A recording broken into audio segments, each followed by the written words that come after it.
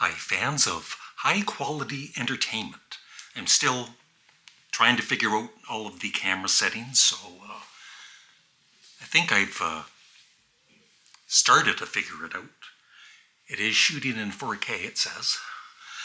And apologies for the video yesterday. I know sometimes I have my air conditioner on, and I can cut out some of the noise from the air conditioner, but sometimes when I'm video editing, I just kind of forget.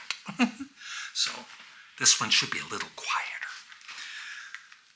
Today's idea, you know how in the past I've selected, at random CDs from my collection, and then just for the fun of it, I've ranked them and, did a little mini review.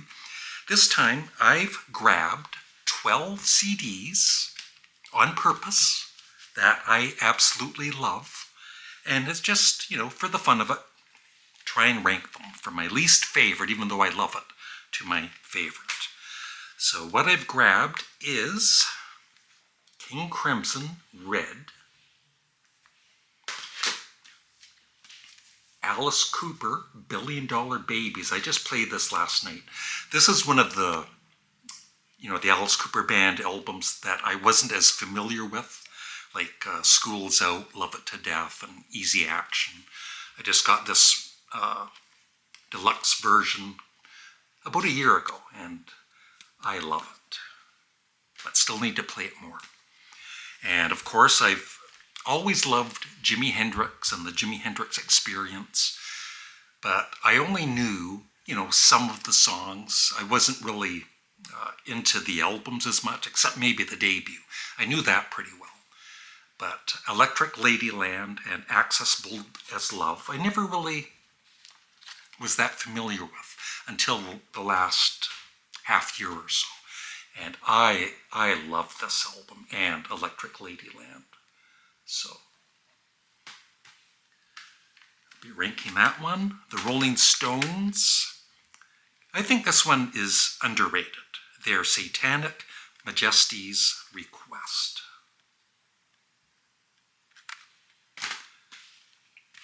Pink Floyd's debut, The Piper at the Gates of Dawn. This is another album.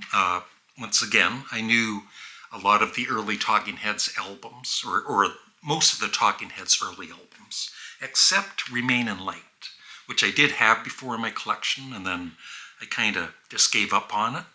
But I've started really getting into the later Talking Heads again, and I decided to give this another chance and really listen to it, and I love it. Remain in Light.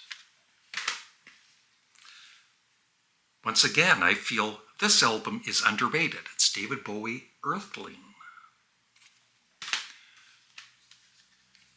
Electric Light Orchestra, El Dorado. Yes, Close to the Edge. Another album that I've just, in the last 2 or 3 months, I've really learned to appreciate a lot more. The Band, music from Big Pink. And finally, well, 2 more. I've always loved this one, The Tubes, their debut album.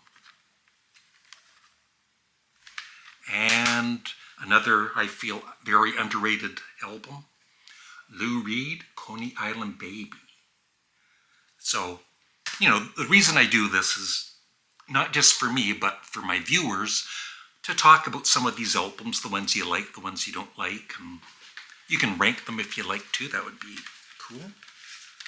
So I'm going to take a couple of minutes and rank them. I'll be back. How do I look in 4K? Don't tell me. Okay, this was actually kind of easy to do, but like I said, I love all of these albums, but I'm ranking them. So number 12 is David Bowie, Earthling, just because I love the other ones just a tad more. But great album. Number 11. I've played this quite a few times. I still need to play it more because there's a lot to it for me. but I love it. In 11th spot is King Crimson Red. Number 10. Like I said, I've always loved this album. The Tubes, their great debut album with, of course, White Punks on Dope. Yeah, every song is great. And it's, a little on the crazy side, which I love. They went a little too commercial later on, and I kind of lost interest in them. But What Do You Want From Life, of course. And Space Baby. Just a solid album. Number 9. These are so good. I can't rank them, but I did. Music from Big Pink. Yeah, it just, I've played this quite a few times the past few years, 2 or 3 times a year. And for whatever reason, the last 3 listens or so, it just kind of clicked with me how good this is.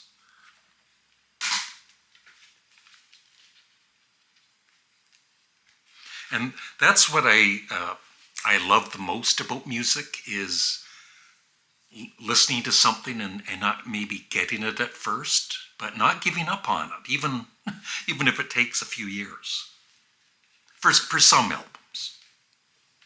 So next up, number 1, 2, 3, 4, 5, 6, number 8. Yeah, I'm starting to really love this album. Well, I do love it, but still need to listen to it more. Talking Heads, Remain in Light. I was so impressed with this. I've always loved Cross-Eyed and Painless and Once in a Lifetime, but the Overload is so good, that closing track. Seen and Not Seen, Cross-Eyed, The Great Curve, the whole album. Number 7, which I played last night, $1 Billion Babies. Awesome. I especially love Unfinished Suite and Generation Landslide. Of course, Hello, Hooray, Elected. No More Mr. Nice Guy, which was first done by Sparks in 1971. I think Alice Cooper copied that song title.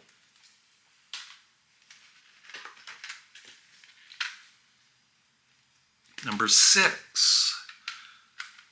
The Rolling Stones. Like I said, I feel this is I've always really liked it, because there's great songs on it, like She's a Rainbow and 2,000 Light Years from Home, which is probably my favorite Rolling Stones song. The rest of it, I liked, but through the years, I've grown to really love all of it. So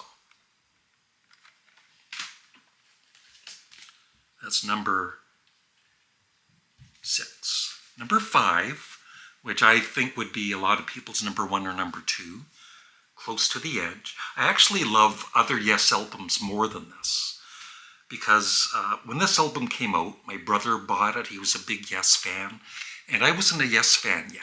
So, I heard this years later. I think my first Yes album was Tornado, which I'm a big fan of. But still, this is an amazing album, for sure. Number 4, which I think was just or almost as influential as, the Beach Boys' Pet Sounds and Sgt. Pepper. The Piper at the Gates of Dawn. What a great album.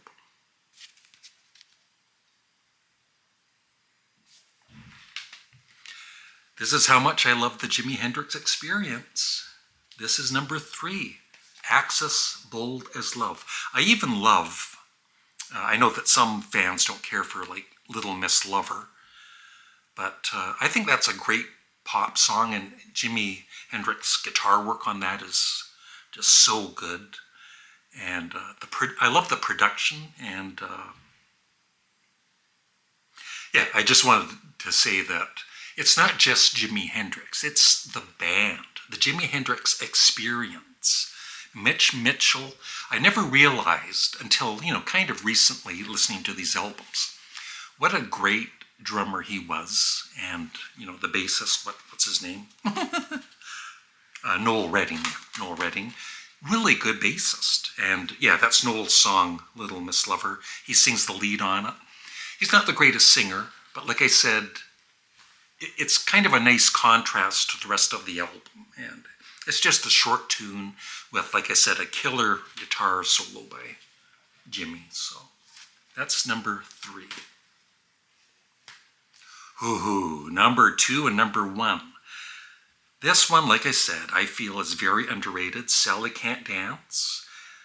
Big Lou Reed fan. I have all of his albums. But when I bought this, because of, reading about this not being very good, in my mind I was thinking it's not very good. Even, playing it 2 or 3 times and kind of having that attitude in my head. It's like, well, I kind of like that song. But through, further listens, I finally realized this is a dang good album. Yes, I said dang. I love that album cover too. And number 1 for me is El Dorado by Electric Light Orchestra. And I hope, I know that Jeff Lynne is going through some health issues. It's sad that he had to cancel his last couple of shows. So I hope he's doing okay. Yeah, number 1. I've loved this ever since I bought it. And great album. And that is it. I would love your thoughts on any of these albums in the comment section below. I don't know why I did that. So thanks for watching and have a great day.